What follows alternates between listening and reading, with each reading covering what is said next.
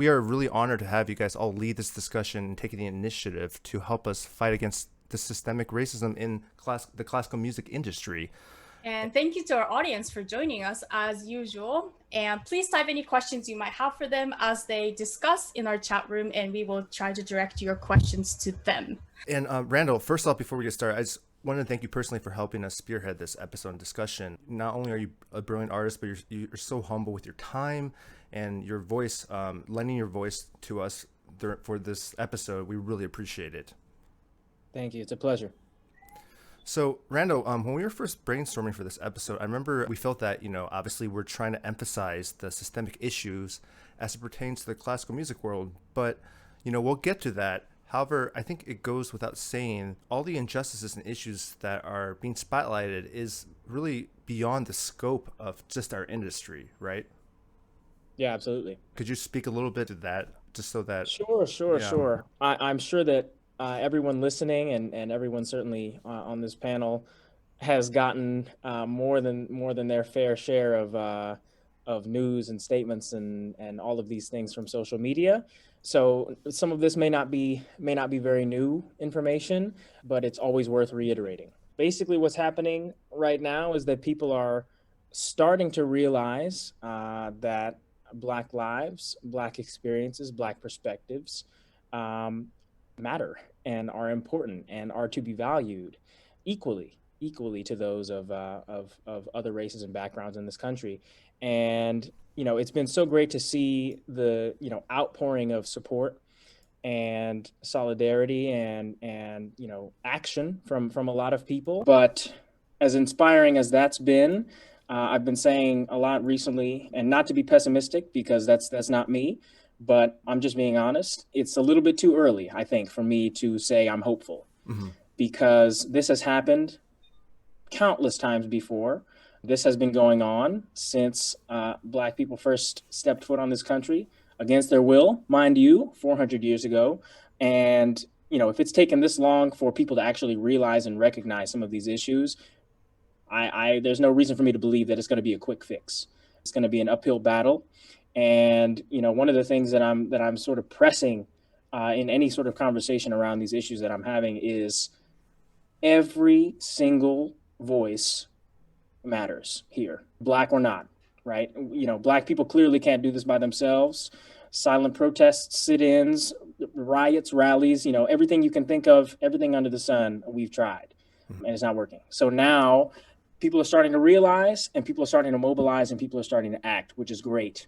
But this is going to have to be a continuous effort. It's not something that, once everybody goes back to school and once all the COVID-19 restrictions are over, that we can just forget about and leave it because it's one of two things on the news right now. As messed up as it is for me, I'm kind of thankful for COVID right now, because without it, who knows where people's attention would be? Who knows whether we'd still be hearing the names George Floyd, Ahmaud Arbery, Breonna Taylor, and so many countless others on TV. So going forward, we need to keep up and increase the momentum, increase the support, increase the level of action, increase the conversations that you all are having with non-Black people, right? Because, as much as I'm happy to share my perspectives and share, my thoughts as to how to go about this, and this will probably be covered a lot today, this is not on us anymore. This is not on Black people solely, right? We need everybody to be involved in this, and we need everybody to stay involved until we actually see some real change and some real progress. So I guess I'll leave it at that for now. We've got a lot of time left to cover a lot of different things, and I know everybody wants to hear from the rest of the panel. Sure, yeah.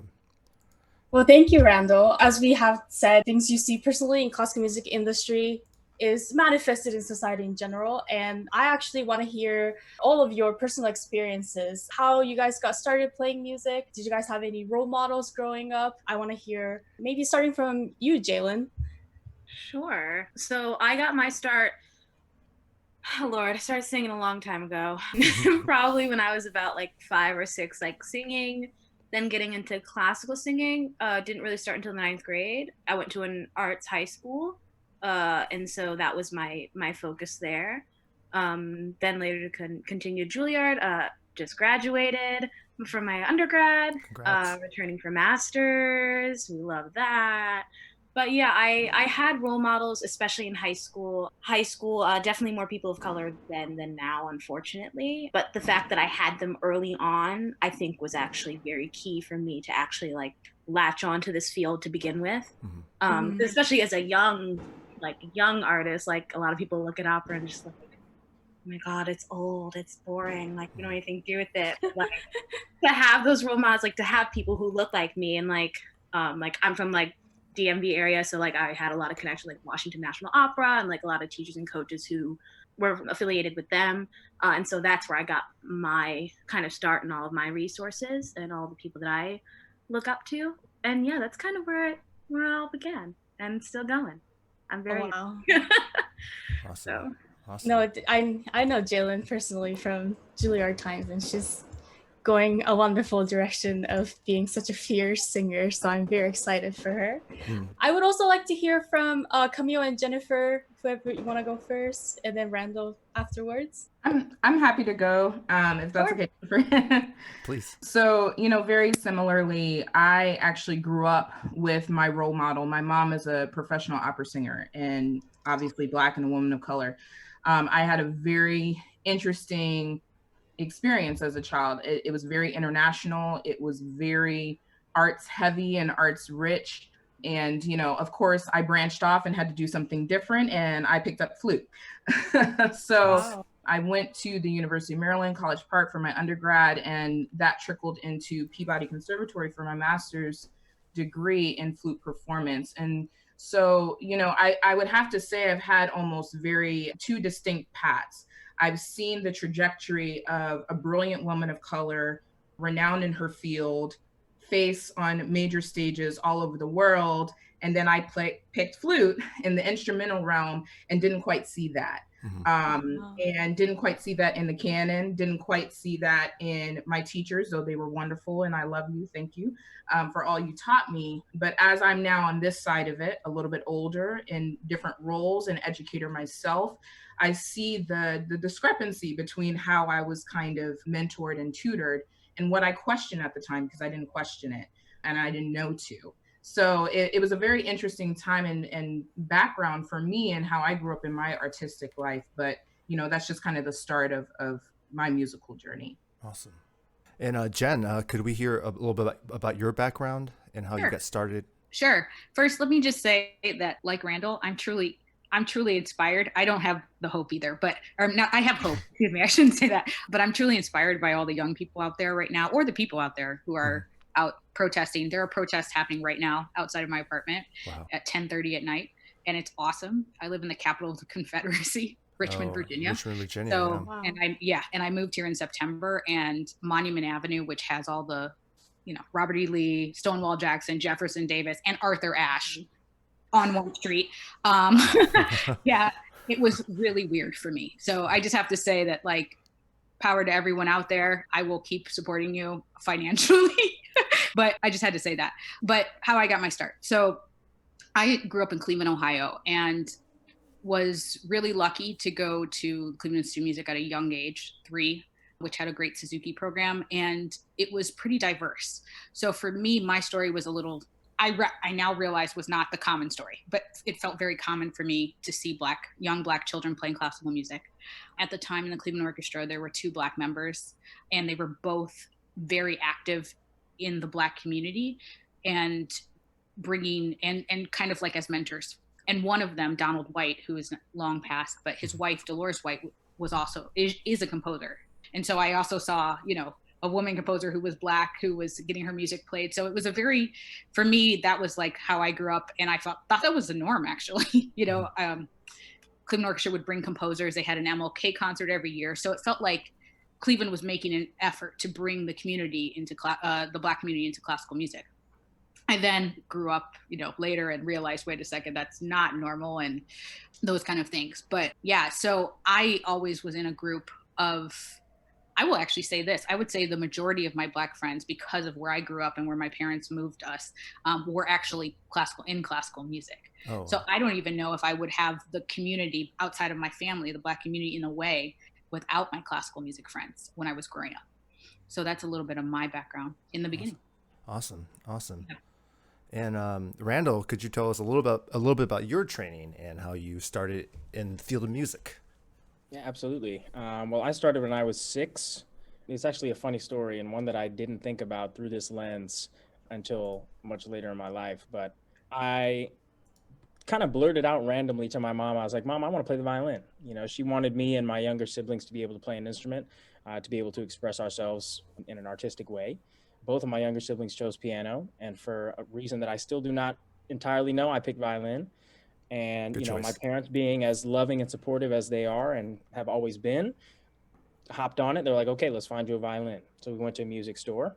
Living in Jacksonville, Florida at the time, and I'm 6. I'm not a particularly large kid, but I'm not like tiny. You know, I'm a 6-year-old. And so this gentleman at the counter, once he learns that I want to get started on violin, looks down and he goes, you know, you're pretty small, you know, your hands are pretty small. A lot of kids, you know, when they start on violin, they realize how difficult it is and end up quitting.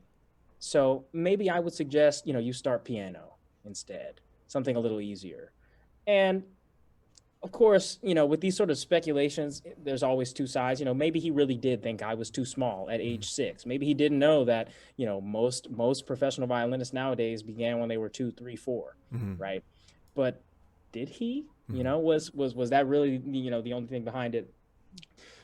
So that's the sort of very, very beginning story. And then moving forward, yeah, like a lot of other Black artists in this field, I didn't see anybody else that looked like me doing what I was doing until I was 13 and I entered the Sphinx competition. And then all of a sudden I was like, wait a minute, what? There's enough of us that we can have an international competition? What? Like this was totally new to me and was very inspiring. But that was, to this day, probably the only place where, you know, I've been one of the majority, as opposed to one of 2, 3, 4 Black people in the class, in the orchestra, in the school, right? So, you know, these were things that I didn't mull over too much in my mind. You know, I kind of always have had this mindset of, you know, keep your head down, focus, do your work, you know, whatever you put into it is going to come back to you.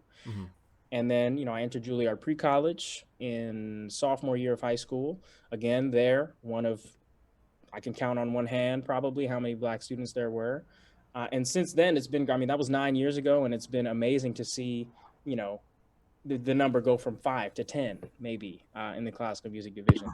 But still, you know, in any given, you know, orchestra cycle I'm placed in, again, 1 of 4, 5, maybe, right, on a good day.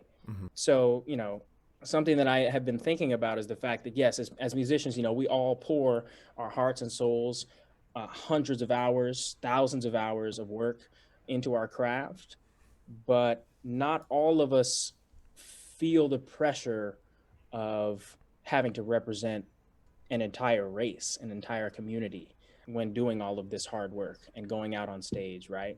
So that's been a little bit of my experience. Countless stories, you know, on the road, traveling, you know, performing. But I think we may touch on that a little bit later. So I don't want to keep it too long. That's basically sort of my origin story, I guess.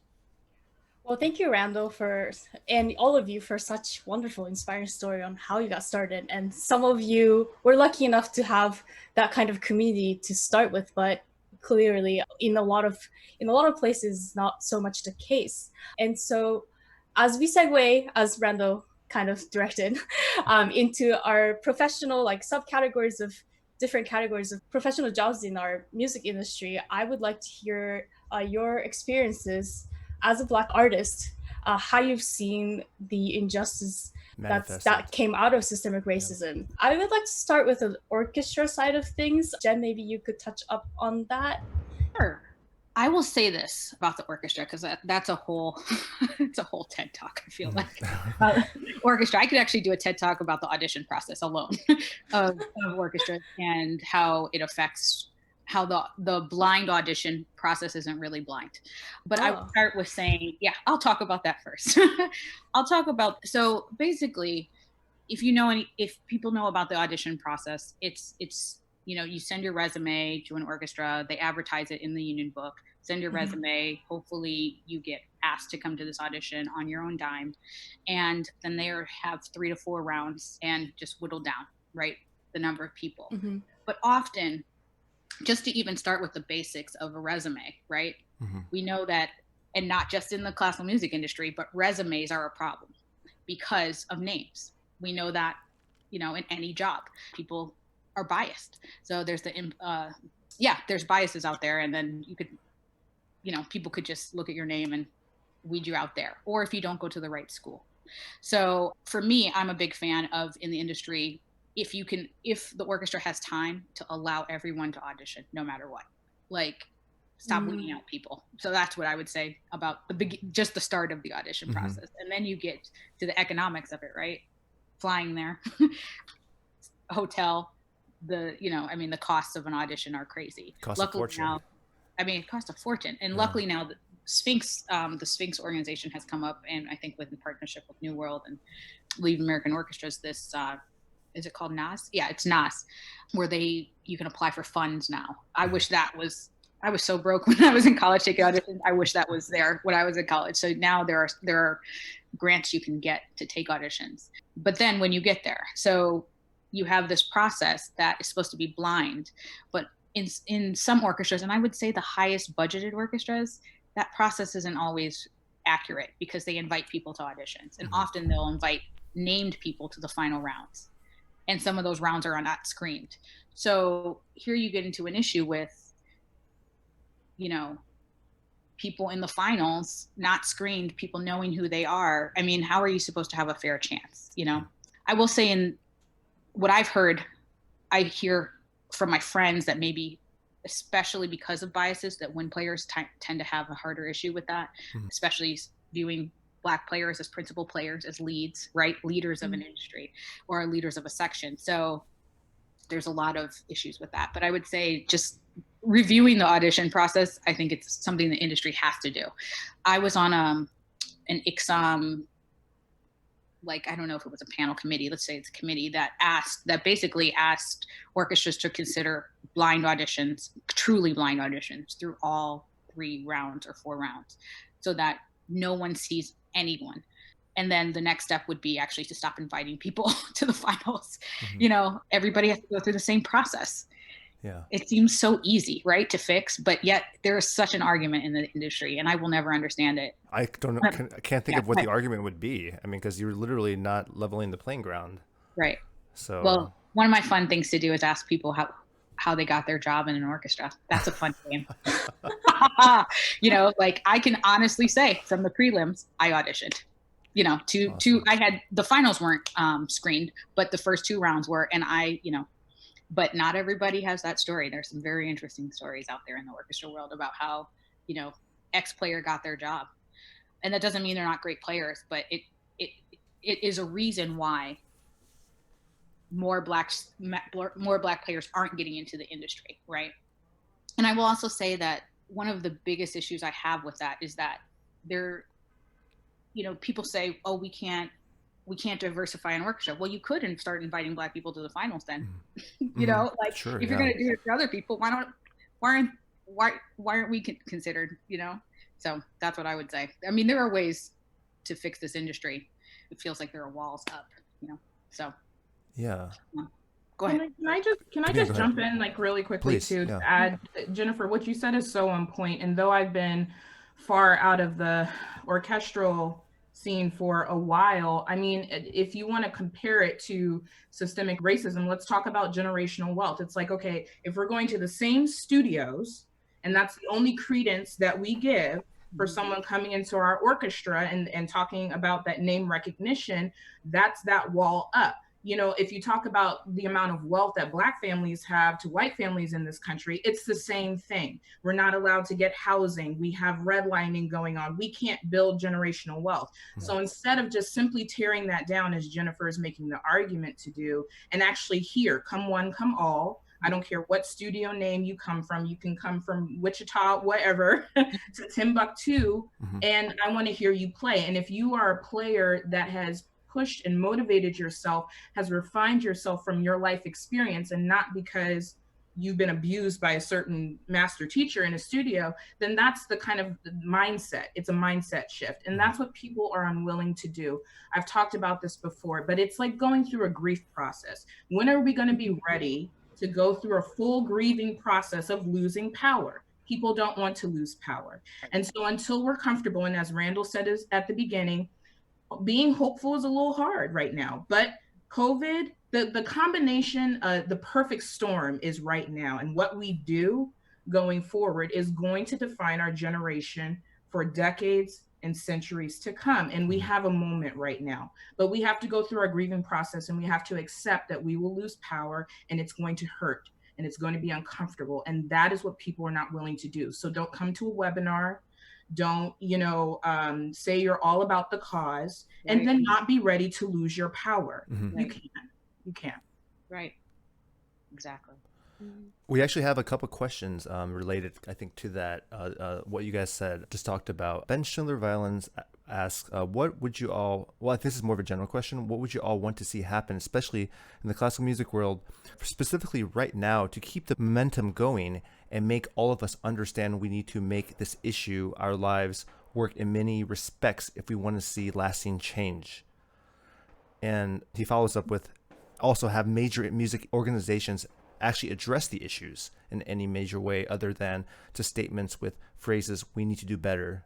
Camille, as you said, have any actual organizations actually done that? I don't know what organizations are doing what. I'm not going to lie. Something about this industry anyways, orchestras, at least in the orchestra world, they keep to themselves, right? They might talk once in a while, but there's not really, it doesn't feel like it's very connected. Not like musicians are. I feel like I knew more about other orchestras through musicians, than I do as an artistic administrator. Mm-hmm. It's just some weird thing that is part of the business. So I can't speak to what orchestras are doing, but I mean, we already know that much hasn't changed in the last 20, 30 years. So I would assume that statements, because there's social media is big, and people need to put out a statement, because if they don't, people will be on them like silence is violence, right? Mm-hmm. So it's really easy to put out a social media post and a message. I think, just like Camille said, people have to change and be willing to lose power. And I have to say, personally, one of the reasons I was in an orchestra for 15 years in the Oregon Symphony, and the reason I left my wonderful job, I loved playing in that orchestra, but I need to be at the table. Well, no, I don't need to be at the table. I need to create my own space, but I need to be a leader, because I can't just sit back and watch orchestras just do the same thing. So this is why I got into artistic planning, exactly why. So that I want to see more Black artists on stage, and I want to play more music by Black composers. And if I'm working for an institution that doesn't want it, I shouldn't say Oregon didn't want to do that. That's not true. But I needed to be with an organization that I had some say, in the hiring process and composers and things like that. So. Actually, Jennifer, really quickly, you just talked about having more Black composers' music being played. Actually, we have a question just really quickly, just because you touched on that. KristenLee86 asks, how do you feel about stopping the music of the white male composers such as Bach and Beethoven from our past in order to make space for Black voices for classical music? I can answer that if you want. I mean, how do I feel about it? I think I love Bach and Beethoven. And do I think they're overplayed? Of course. It depends on the orchestra, I will say. Some orchestras like Richmond Symphony they only play maybe one Beethoven symphony every 2 or 3 years. So, and the community doesn't get to, so it depends. That said, there are a lot of works in the canon that suck. I'm sorry. Like, there are some that can just go. And I mean, Bizet Symphony in C. Bye. Like, if I never hear that symphony again, I'll be okay. There are other works in the canon that can go. And I say this all the time also about William Grant Still. William Grant Still, to me, I fall in love with his music. Everyone should listen to his music because it's America. The music, it's a music of America. It's American sound. And if anybody knows Copland, Bernstein, Barber, and Gershwin, they should know Still. And I will I say this all the time. If I see Candide on a program, William Grant Still is going instead. I will not put Candide on a program anymore. I feel that way about Cuban Overture, Gershwin. Mm-hmm. That one can go. You know what I mean? Like, there are a list of people. there are works that people play all the time that just don't need to be played anymore. Yeah. I mean, Cuban Overture isn't Cuban. Like, sorry, Gershwin, but, to make room for some, artists or composers of color. There's ways to do it. Do I think Beethoven 250 is people are going crazy? Of course. People are going crazy with Beethoven 250. They can leave a little Beethoven off. You don't have to play all the symphonies all the time. But I think it's also important to keep a Beethoven and keep a Bach. They mean a lot to people. And there are other composers that don't, so that's what I would say. Yeah. Speaking of Grant Still, we actually had a recording of Randall playing one of his works in the Preludes, and it was beautiful, beautiful, beautiful music. And the suite for a violin panel. Yeah. Right. Yeah. And I'm ashamed to say I didn't know the piece. Mm-hmm. So. Yeah. And he wrote over 300 works. Wow. William Grant Still. He really is to me, I mean, there's so many Black composers that are wonderful, but William Grant Still to me is the definition of the American composer. Yeah. And he should be on every program all the time. Mm-hmm. Sure. Especially if there's an American program. Mm-hmm. Mm-hmm. Absolutely. Just to add like something really short on that, I love Bach, I love Beethoven. Mozart might be my favorite composer. I grew up listening to these people, I grew up not knowing that there were Black composers. You know what I mean? Like, it's almost like we've been blocked from that information. Mm-hmm. And I don't think that we need to get rid of some of the composers that we've grown to love with all our hearts. We just need to look for more Black composers to add to the canon. As Jennifer was saying, like William Grant Still on his own has 300 works, right? Samuel Coleridge Taylor Perkinson, right? Like all the, look it up. Mm-hmm. Look it up. Google, this is the same thing I'm talking to people about in terms of, outside of classical music, people are asking, what can I do? Mm-hmm. Google it. Google it. It's all over the internet. There's lists upon lists upon lists of resources that you can access for these things. Rachel Barton Pine has a massive library of music of Black composers from all over the world. Check it out, right? It's not hard. Right. It's, I don't mean to be so blunt. I don't mean to be rude. It's not, if any of you watch the YCA roundtable, specifically Afa and Aaron Dworkin, this is not a pipeline issue, right? There's no lack of music by Black composers. There's just a lack of interest. There's been a lack of interest, So if we can start to cultivate and grow that, that's a huge step that we can take specifically in this industry. Yeah. This is why it's so important to have administrators of color in the positions as well, too, because just what you talked about, Randall, Rachel Barton Pine, we have that collection in our program with Baltimore Symphony Orchestra OrchKids program. And, I'm responsible for the education of brown and Black beautiful students. And that's something that is important to me. And I bring it into the space. Mm-hmm. If someone were in my role that weren't a person of color, I'm not sure that would be a priority. So it's not only that, and it's not only the weight of the performing institutions, it's the weight of our educational institutions. Mm-hmm. Right. Just like Jennifer, just like Randall, I was not exposed to Still, Samuel Coleridge Taylor, Florence Price, all these wonderful composers till I was out of grad school. I'm not embarrassed to say that because it's just the truth. Yeah. It's the truth. I was not exposed to that till out of grad school. Now, I knew about some composers because of the vocal literature. And Jaylyn, I don't know if you can speak to that more, but Margaret Bonds, all these wonderful composers, and it's just not living in this classical realm. It's the educational canon has to be fixed in the classroom. We have to force our music educators to grow and do more, and their teachers to grow and do more. Yeah, no, I completely agree. I think something kind of essential to plug in that I think everyone has touched on is it's not the idea of eradicating these composers. All of us as artists know, without them, there would be no foundation for classical music. Like, it's the basis of our technique. It's the basis of us picking up the instrument and making sound to begin with. Mm-hmm. The point is, like you said, to create a space and to make space for that. Speaking towards vocal music, I didn't really hear about a whole bunch of Black composers and Black vocal music until towards the end of my undergrad degree, because actually one of my close friends, Hade Guy, did an entire recital of only works by African-American composers. And I will be honest, that was the first time I had extensively been exposed to it. I was like, why haven't I seen this? I mean, I'm sure I don't know that much about instrumental music. I do not play an instrument, at least not very well.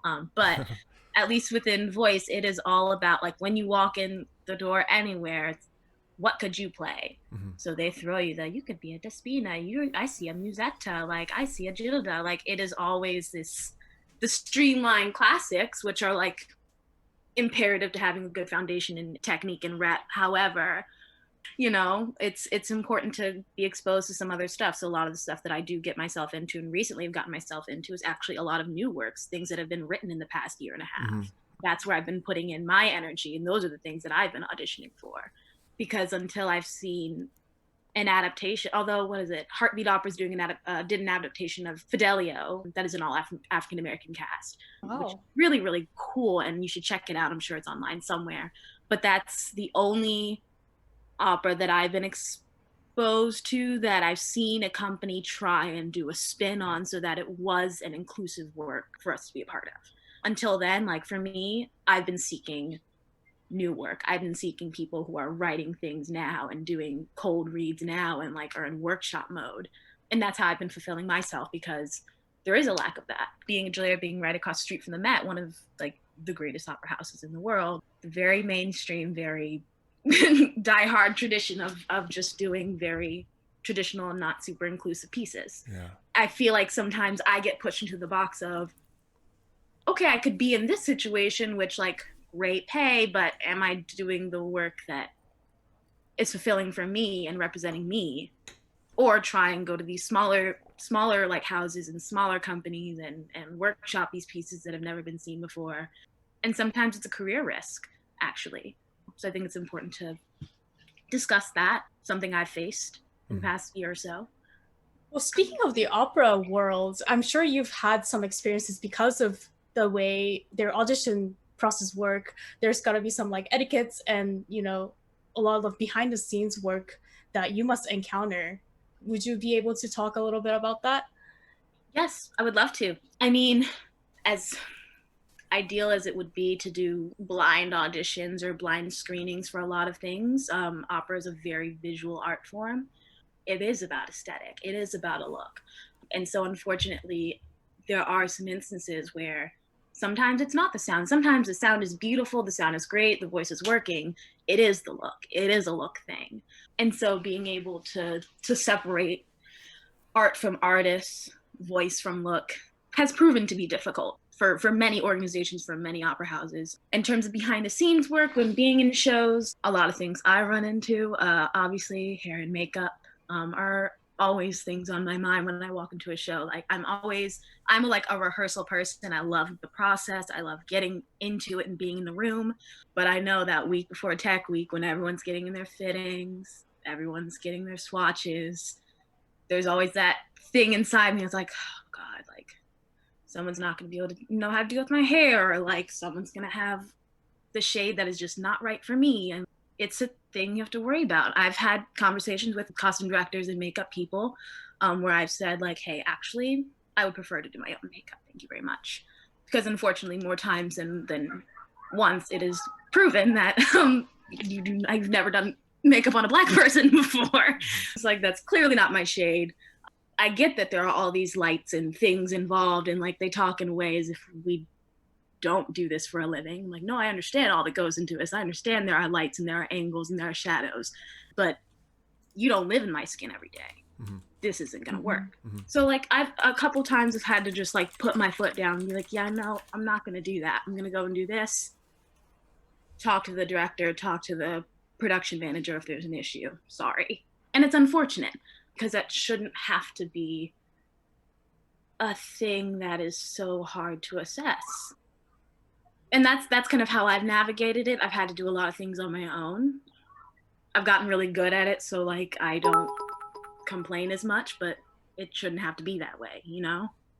Everyone should be looked out for. Everyone should be accommodated, even if it is just, usually I'm the only Black person in the cast, or one of, like Randall saying, you might be one of 5 that time, but you never know. Sometimes I walk in the room and I find out that day. It's like, oh, I am the only one here. Like, okay. So that's a little frustrating. But yeah, to speak to my experience, that's what I've experienced. So. Wow. Well, to pivot a little bit, and a lot of these issues, it seems, are happening in these professional settings, which, you know, they're after school. So you'd expect, because it's professional, like, you know, after, like wouldn't be the case.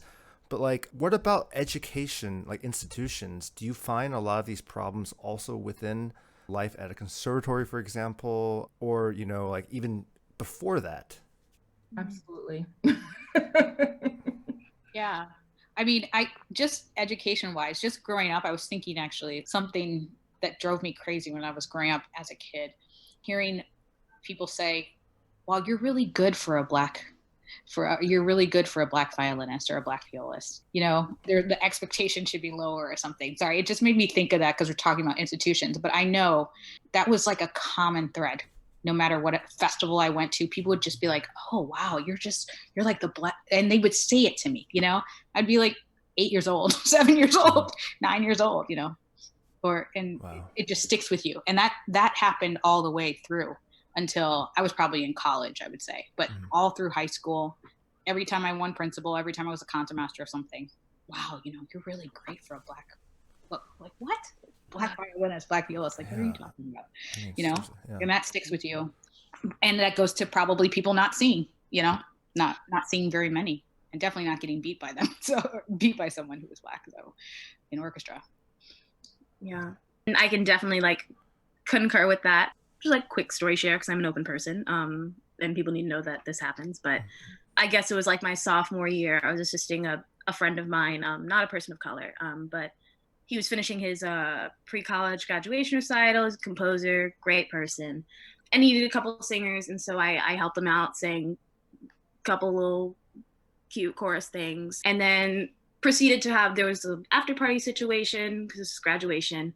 And this woman walks up to me like a patron, because, you know, like at Juilliard, like most of the recitals are free. So people can kind of walk in and out as they please.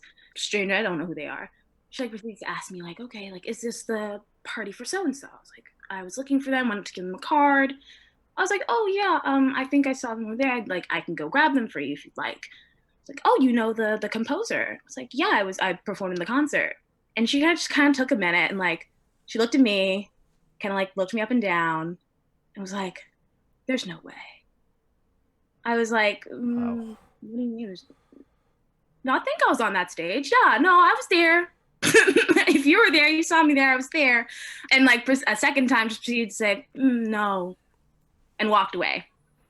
I was like, okay. Wow. That happened at Juilliard. It happened at Juilliard. It was like, I'm not saying like this was a Juilliard person. Like I was some stranger off the street who just decided to come and see a recital. The fact that the look for you didn't do it, that wasn't just enough. My word was not enough for you to just be like, okay. Or like you could have just walked away after I said I was in the show, and I don't care. But the fact that it took you looking me up and down and to like tell me that no, that's not possible, is where this all stems from. Like the idea that we're incapable or that this isn't for us is what the issue is. And like I never forgot that. That lingers with me a lot, and like it was something that resurfaced like since all this started. I like forgot about it, pushed it out of my head because I didn't realize like how much that affected me. Because I spent the majority of my undergrad thinking like, wow, I'm behind. Like I need to catch up. Like there's so much to get done, and like that just did not help. So like just to emphasize what you're saying, Jen, like it feeling like this is for you, and feeling like you're welcome into the space and you have access to it. Like there are people out there who truly believe that this is not for us, and that's the heartbreaking thing. Othering us.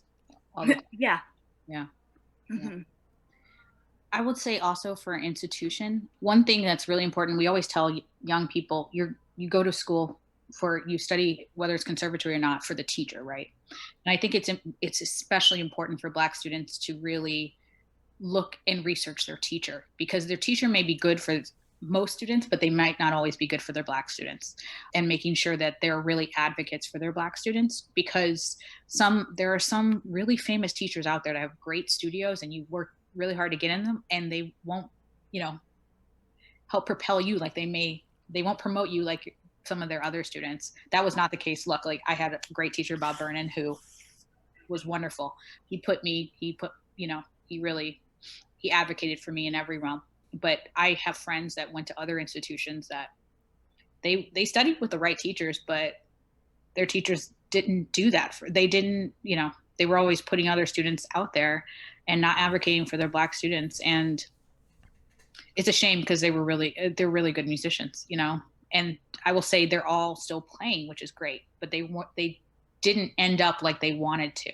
You know, they had a different goal entering, and for me, it's a little sad. One thing I've struggled a little bit with, thought a lot about, is the idea of tokenism within institutions. Yeah. You know, we all see the the college pamphlets, the textbooks with, you know, the neat, perfectly diverse, mixed group of students, right? And then you get there and you're like, wait a minute, what? This isn't what I saw in the pamphlet. You know, seeing a Black kid on the front of one of these brochures or on a billboard or a poster or something, it's like, I've never seen that person before. Like, why? What, you know? Is it really? Is that the poster boy that week, that month, that year? You know, to show that your school, you know, is diverse and you do support Black students. Additionally, you know, I'll talk about this a little bit later, I think, as well too. But you know, when like I've been literally the butt of affirmative action jokes.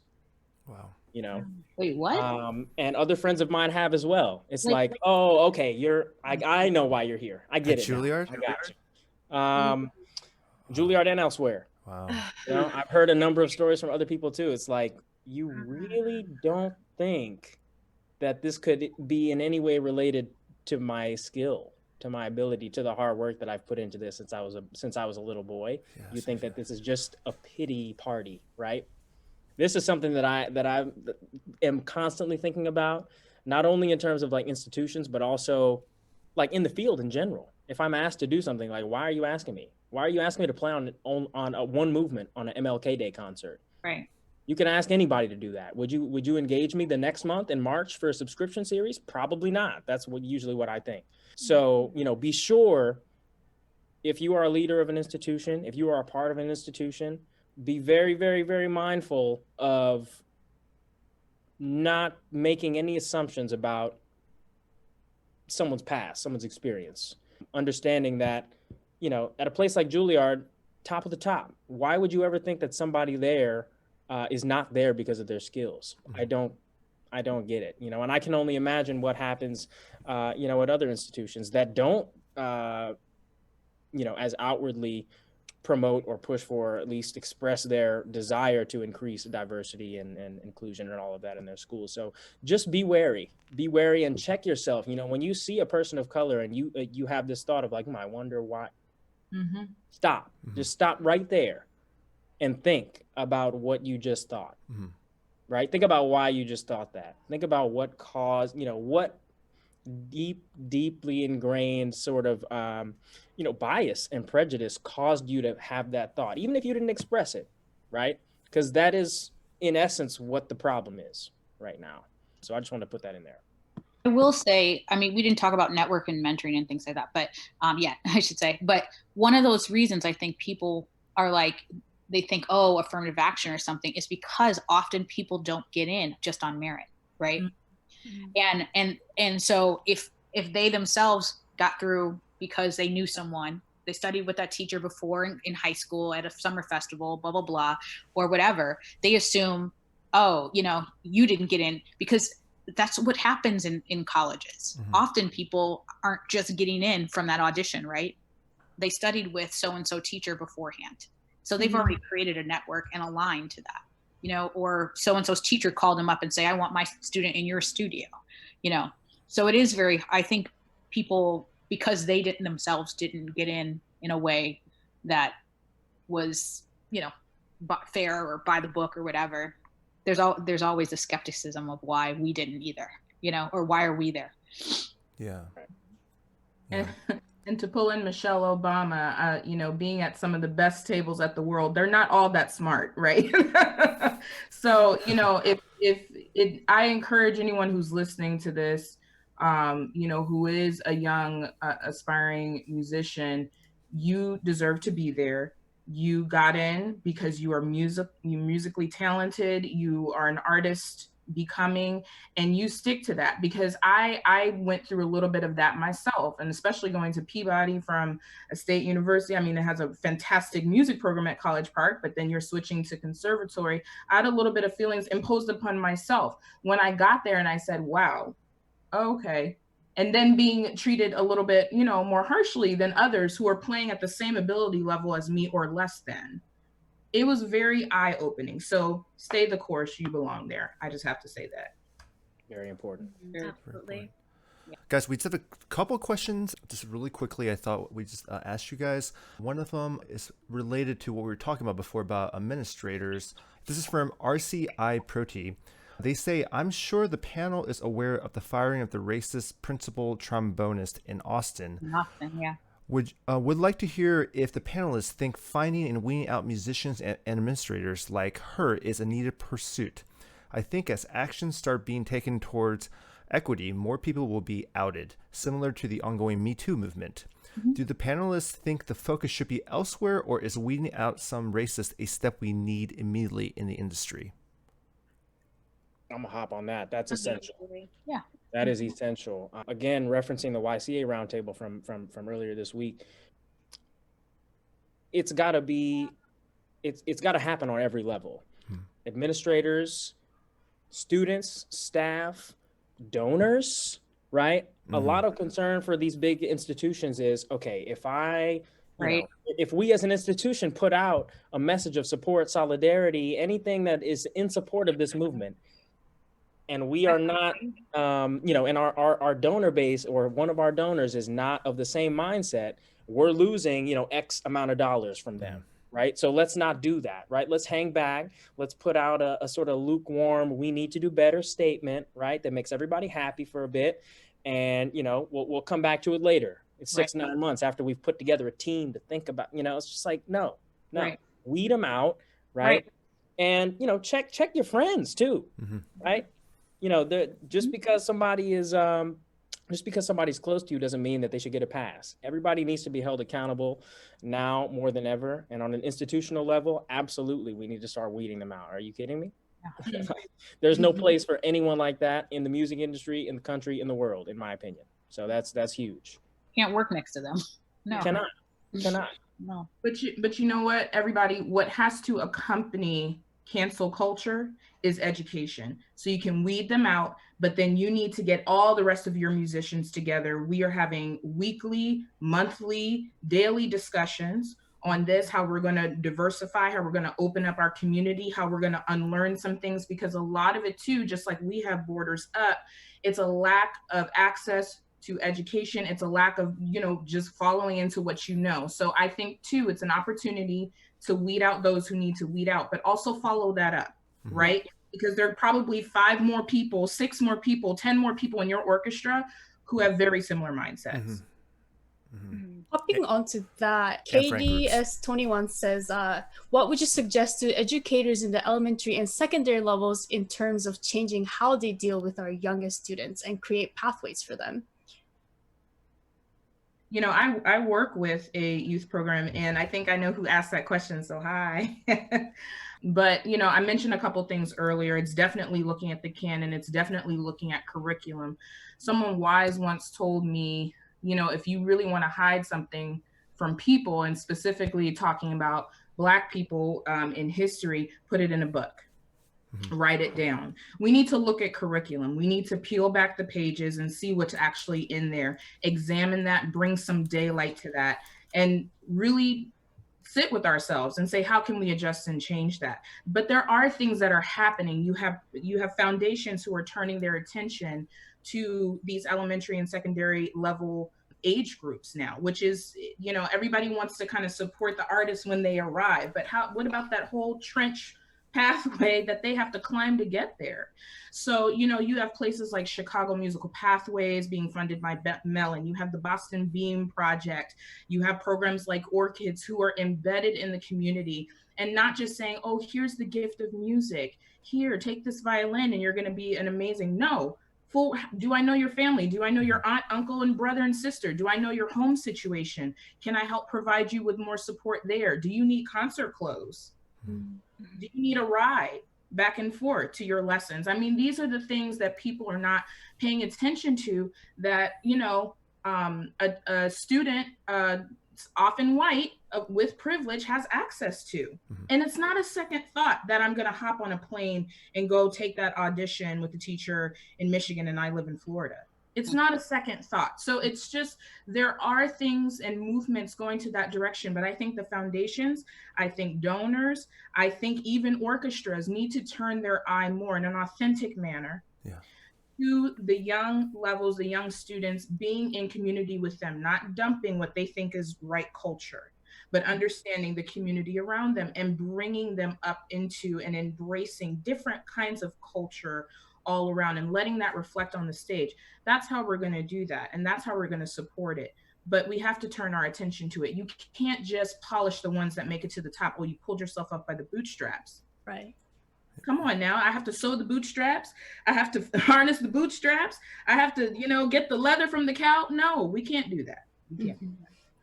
I know my friends and I in the industry, Black musicians, have been talking about pulling together resources to start some, like in each city we live in, some sort of like scholarship program or assistance or mentorship or something for young people. Because I know that for me, growing up in Cleveland, there was this thing called the Shaker Heights Interest Group that gave, I think, 8 full scholarships to Interlochen Arts Camp when I was a kid, maybe 10. And it was like a ladies club, a women's club, That's what their goal was, to raise full tuition and for Black students to go. And it changed my life, and it changed so many people's lives. And some of us are, actually, I would say majority of us are working musicians nowadays, and some of us in orchestras. And so the kids that Camille was talking about, to take them to the next step, to kind of fill the gaps of, especially the financial gaps. I think it's up to us, if we can afford it, to pool our resources together and lift us up, lift the students up and get them to the next step, whether it's strings, something as basic as string costs, and getting their instruments fixed, getting instruments that are okay enough. I look back, I auditioned for CIM, Cleveland Institute of Music, on a $1,200 outfit viola. I won Sphinx Best Tone Award on a $1,200. It sounds like so crazy. Like, wow. I went to college thinking that was normal. Wow. And boy, did I realize, like, I'm surrounded by people who had instruments between 50,000 plus, I feel like the average instrument was like $100,000 when I was at CIM, especially for violin.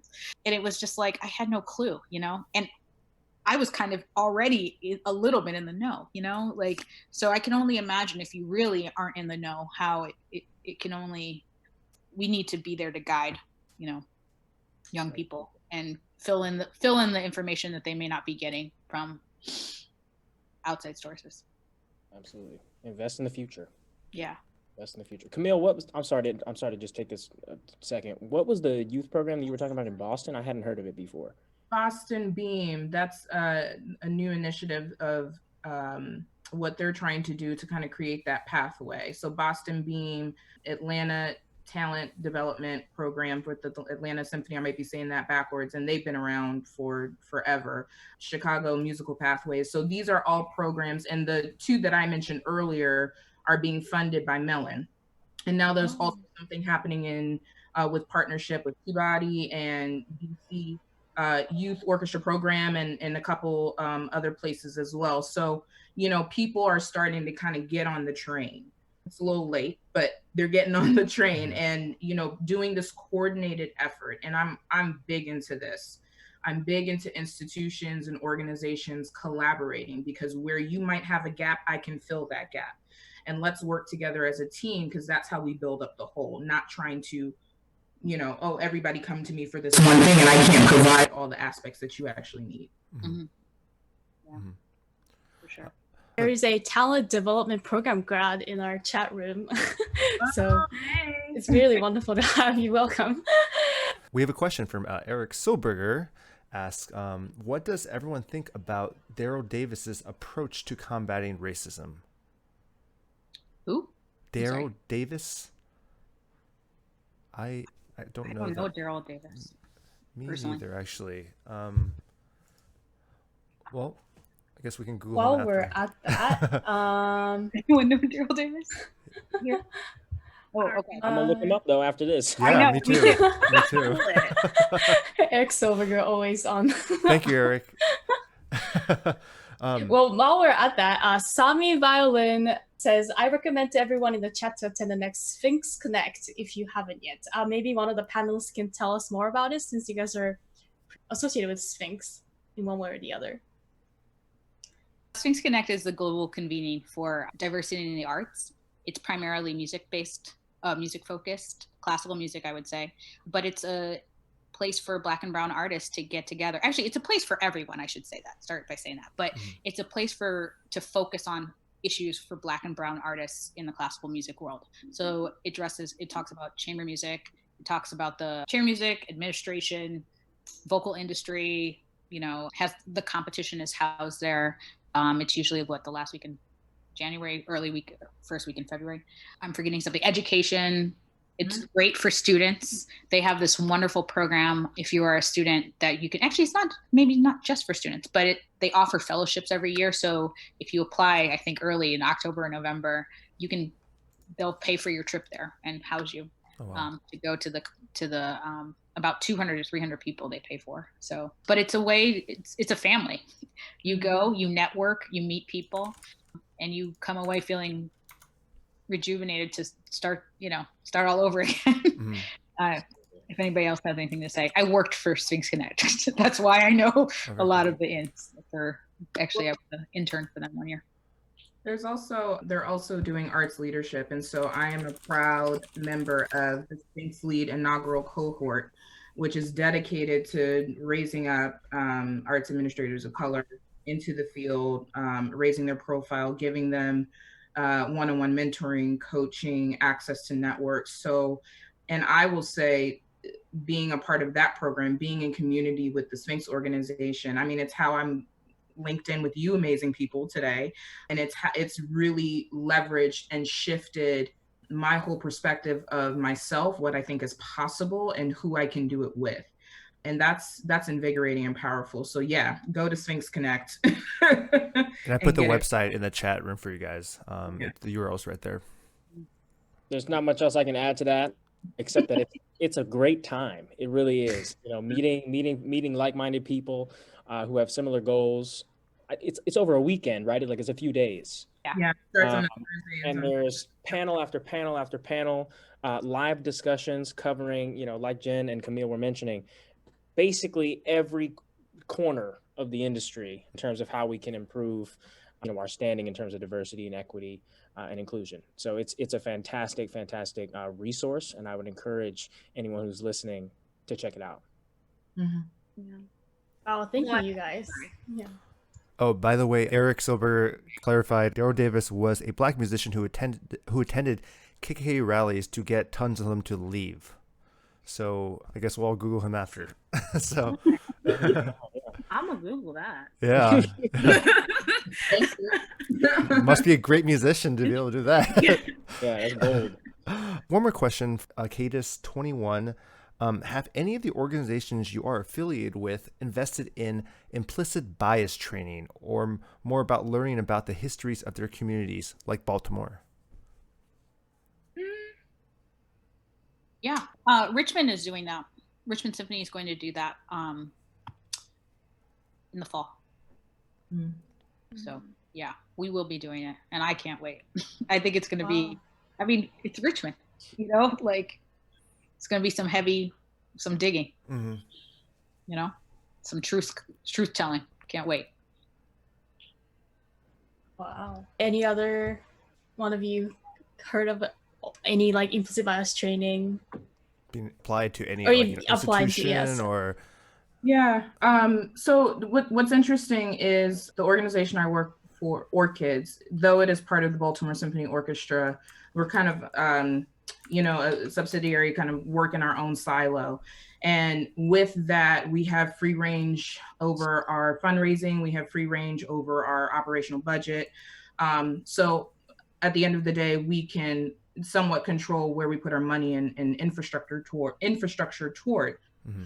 So as a part of my role, we have implicit bias training and or cultural awareness training yearly. It is an annual venture that all of our teaching artists have to go through. We have to go through competency trainings and readings around educational practices and pedagogy approaches in the classroom. That is something that I enforce and require for all of our teaching artists. So, the Baltimore Symphony, as a part of its strategic plan, is moving towards the direction of trying to bring in DEI and really make a concentrated effort on that. And, I'm going to be helping to assist in that venture, and hopefully that will produce some actual systemic change, not only within what we already do with OrchKids, but with the whole entire orchestra as a whole, and bring that together. I mean, we are the connection piece to the community. We're trying to build that bridge a little bit better. So I will say, Baltimore is a good example of, no, we're not there yet. No, the symphony hasn't done everything it can in its power, but the door is open.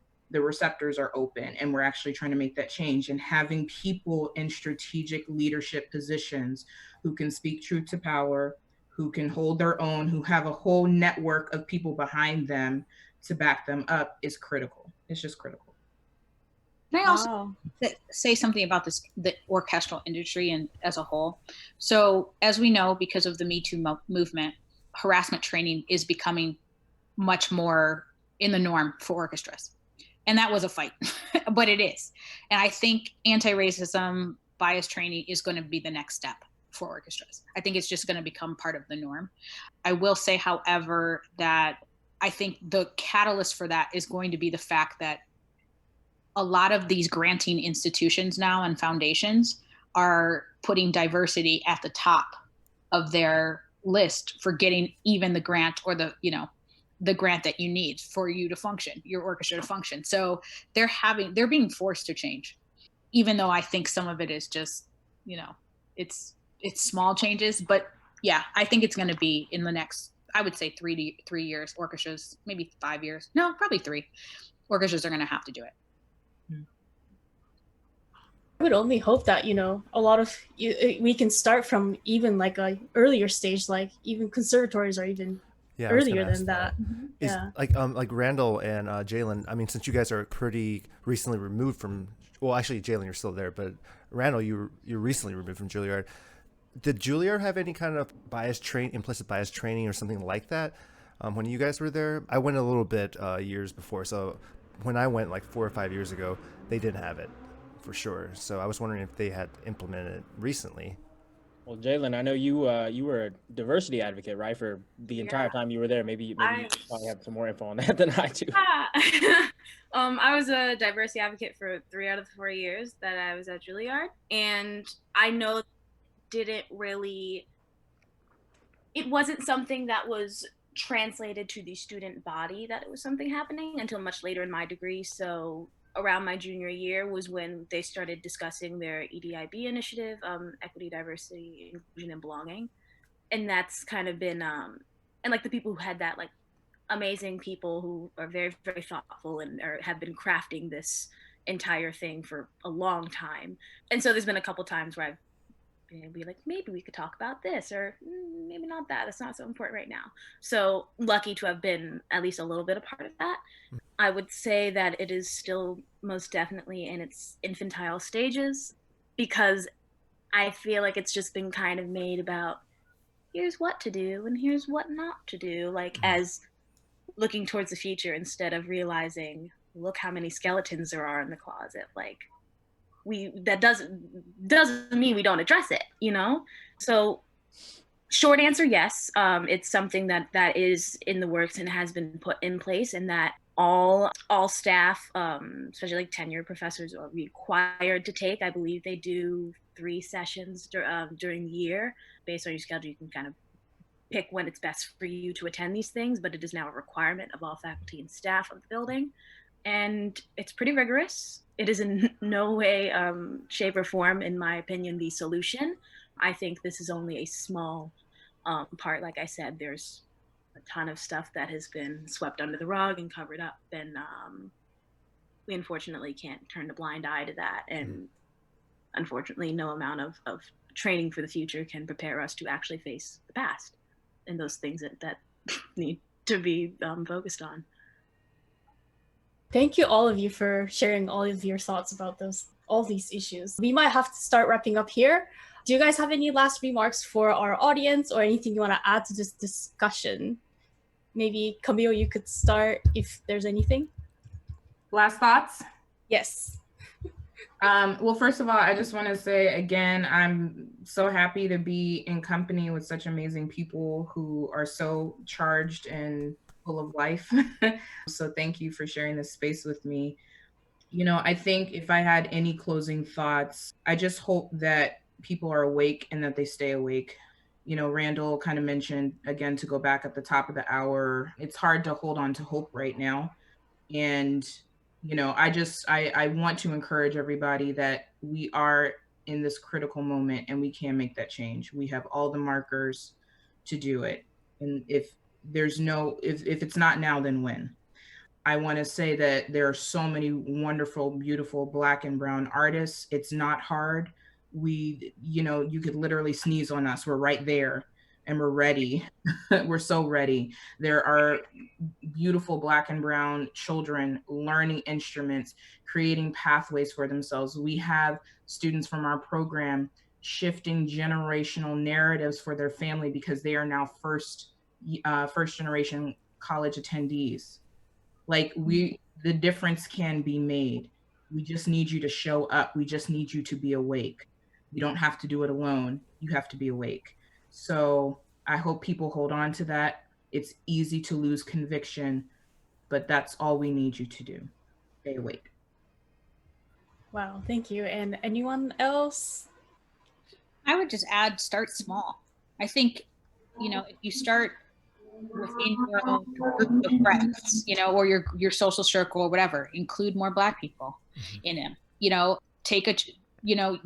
If you're a chamber musician, ask a Black musician to play in your group, on your recital, include Black composers. I mean, you can start small. It doesn't have to seem so daunting, and that's what I would mainly say. And if you are a Black person and you feel comfortable doing so, I say be relentless and use your voice. If you're comfortable doing so, do it. Do it loud, do it often, because that's the only way it's going to change. And do it, and don't be afraid to reach out to other Black people for help, or just to say hello. Like after this, shoot me an email. I love growing my network all the time. So those kind of things, you can always lean on others. Jaylyn? Yes, I actually do. I think in times like this, especially like me speaking to someone going back to school, it all starts within the institution. It starts in the classroom. And I think a big thing for me that I've realized over this time is, since it's been proven that there are administrators and there are faculty and staff members that are okay with letting some of the things that have happened happen for like fellow students and friends and allies. Like it, unfortunately, like it shouldn't have to be your job. You're paying for a service, you're paying to learn, but it's your job to step up. It's your job to say something. You're paying for this education, stand up for it. That's if you see a friend or a colleague being mistreated, or you hear a teacher say something. Like I'm sure we mentioned before, like silence is violence. You are doing yourself a disservice. You are doing your friend a disservice. Me, as if you're just my friend, it's your sole duty and responsibility if you just want to be cool with me. Point blank, period. It's our job to fight that. Know your worth. You're paying for this. It's not cheap. God knows, we all know it's not cheap. But be there. Be there for your fellow Black and brown people. Like you said, ask questions. But it's no more hiding. Like none of that. Speak up, please. Thank you, Jaylyn. And last but not least, Randall. Yeah, absolutely. I mean, just echoing what Camille, Jaylyn, and Jennifer have said. Now is not the time to slow down. Now is not the time to get tired of hearing these things. Now is not the time to be afraid. of asking questions. Me personally, I will answer absolutely any question. The most ignorant question, I'll take it with joy, right? You know, and again, just keep the momentum up. Hold each other accountable. Hold your family accountable. Have difficult conversations, because I know a lot of you guys need to have some difficult conversations with some of your friends. It's just that's reality. Check yourself. Again, what I was saying earlier about, you know, whenever you see a person of color and you have a thought based on that, ask yourself, you know, check yourself, be aware of the sort of thoughts you're keeping. And again, just use your voice. Use it. Speak out, speak up, ask questions. That's about all I can add. You guys pretty much covered it. And I just want to say thanks to Henry and Tomomi and Basic Pitch for putting all this together. I'm always happy to be able to use my voice in this way, and to be connected with 3 other amazing, beautiful Black artists makes it all the better. So best wishes to all of you guys. I'm sure we'll be hearing from each other very much, in the coming days, weeks, and months. And to all of you listening, if you've already sort of gotten on your path of supporting and using your voice and being active, continue. If you haven't, and if you aren't starting after this, I don't really know what else to tell you. I can't help you. Come on. Yeah, Come on. seriously. Like I said in the beginning, every single voice matters. You know, these 4 officers that have now been charged for George Floyd's murder were not charged because the officers suddenly realized, oh, wait a minute, that was wrong. Yep. They were charged because millions of people demanded that they be charged, right? So let's put that same conviction and energy into all of the other issues that are surrounding this. And I know that we're speaking mostly to musicians right now. So of course, you know, keep your sights set on the classical field. You know, again, check yourself, check your friends, check your institutions, but also keep in mind that this is a bigger issue than classical music. Keep an eye out on what's going on in the country as a whole. Keep an eye out on acts of injustice, racism, bias that you can call out. You know, all of these petitions and donations and organizations online, support, go read and learn, you know, educate yourself, equip yourself to be a more effective part of this fight. So, you know, thank you guys for listening, and thank you guys again for having us on. Thank you so much, everybody. Yeah, guys, thank you. Again, it's a pleasure for us to have you guys, and we really appreciate it. And everything you guys said tonight, the insightful notes, we're going to take seriously our audience and stay awake, and, you know, stay the path of fighting for change. And like you guys said, you know, it can't stop. It can't stop. It needs to keep going. And I hope everyone in our audience, you know, it seems like our audience seems to be one of wanting to make the world a better place. That's the whole point of the show. So I hope, you know, this will inspire even more action, because I think whatever we're doing on our end, like, you know, people not of color, you know, we can always do more. There's always room to do more, I think. And we will hold ourselves accountable. So thanks, guys. Really appreciate it. Thanks so much for having us, guys. Yep. And Thank have you, a everyone. great night. Bye. Bye. Thanks, everyone. Bye. Have a great night.